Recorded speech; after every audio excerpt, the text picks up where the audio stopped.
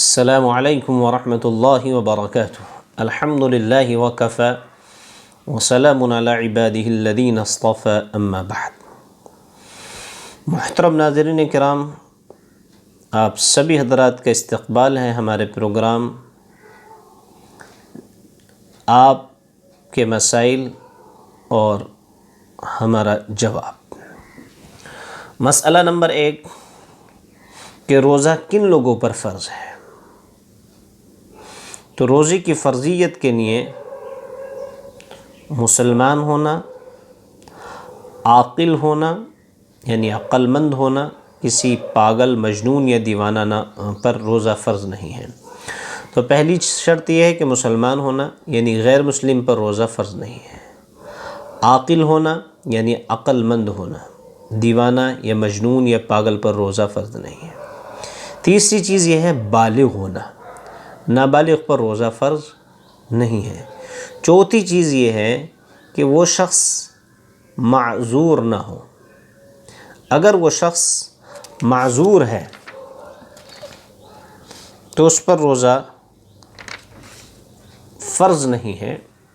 جب اس کا عذر ختم ہو جائے گا تو وہ بعد میں اس کی قضا کر سکتا ہے، کیونکہ عذر کی مختلف قسمیں ہیں۔ اب ایک سوال یہ ہے کہ کن حالتوں میں روزہ رکھنا درست نہیں ہے، کیونکہ یہاں پر معذور کا حکم ایک یہ بھی ہے کہ مان لیجئے کوئی عورت ایسی ہے جس کو حیض و نفاس آتا ہے، یعنی اس کو منتھلی پیریڈ آتے ہیں، تو حیض و نفاس والی عورتوں کے لیے روزہ رکھنا جائز نہیں ہے، لیکن یہ کہ وہ بعد میں اس کی قضا کریں گی۔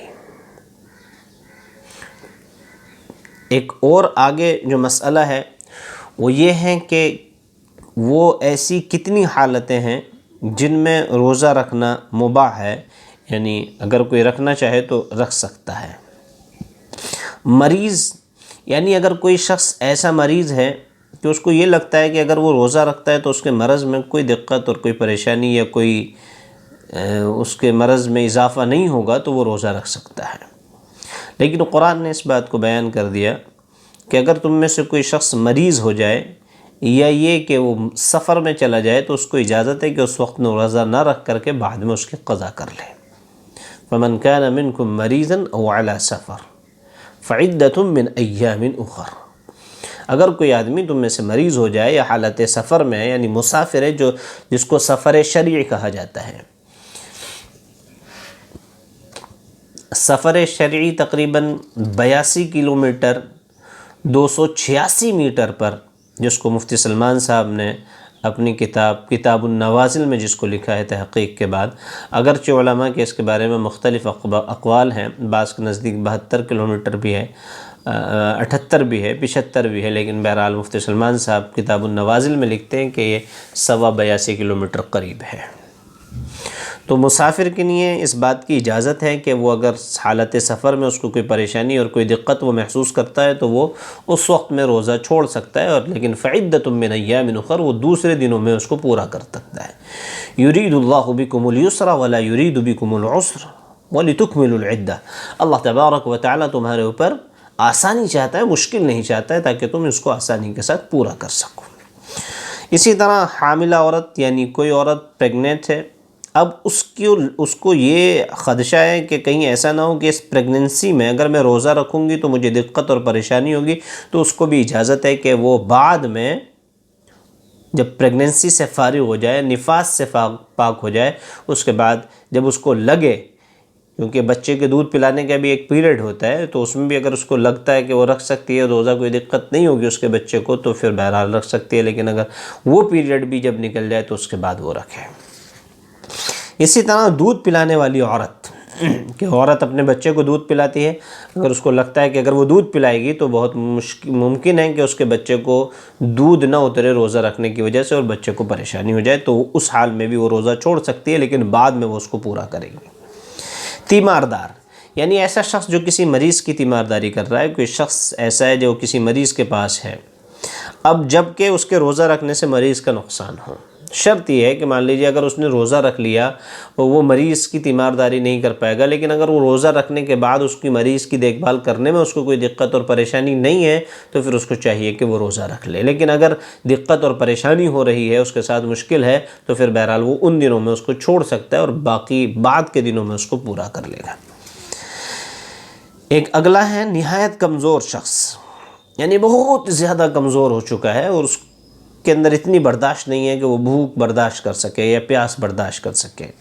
یہاں تک کہ جب اس کا حال بے حال ہو جاتا ہے، بہت زیادہ خراب ہو جاتا ہے، تو پھر اگر اس کو صحت ہو جائے تو اس کے بعد رکھے گا۔ لیکن اگر اس کو صحت نہیں ہو، یعنی ایسا شخص جو بھوک اور پیاس کو بالکل برداشت نہ کر پاتا اور اس کی جان پر بن آتی ہوں،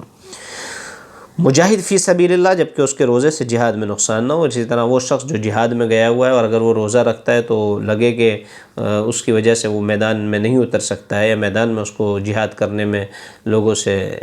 قتل و قتال کرنے میں دقت ہوگی، تو اس کو بھی اجازت ہے کہ وہ اس وقت روزہ چھوڑ سکتا ہے، بعد میں روزہ رکھ سکتا ہے۔ اور جنون اور بے ہوشی میں مبتلا شخص کے لیے اعذار کی بنا پر روزہ نہ رکھنا مباح ہے۔ اسی طرح ایسا شخص جس کو جنون آ جاتا ہے یا بے ہوشی، کبھی کبھی غشی وغیرہ طاری ہو جاتی ہے، جب ان کا عذر زائل ہو جائے تو وہ روزے کی قضا کریں۔ ہاں اگر کوئی ایسا شخص ہو جسے روزہ رکھنے پر قدرت ہی نہ رہے، تو اس کے لیے حکم ہے کہ وہ ہر روزے کے بدلے میں فدیہ ایک صدقۃ الفطر کی مقدار دے دیا کرے۔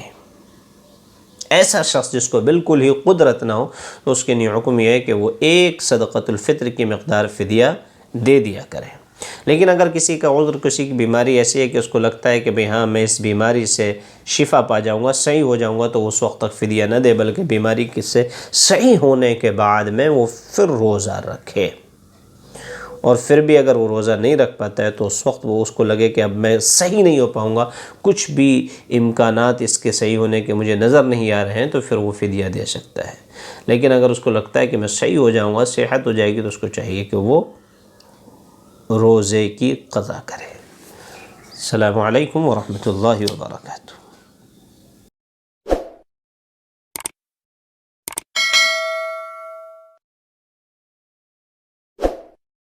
اس کے علاوہ دوستو ہمارے چینل کی ویڈیوز کو لائک ضرور کریں اور اپنے سوشل میڈیا اکاؤنٹس پر شیئر ضرور کریں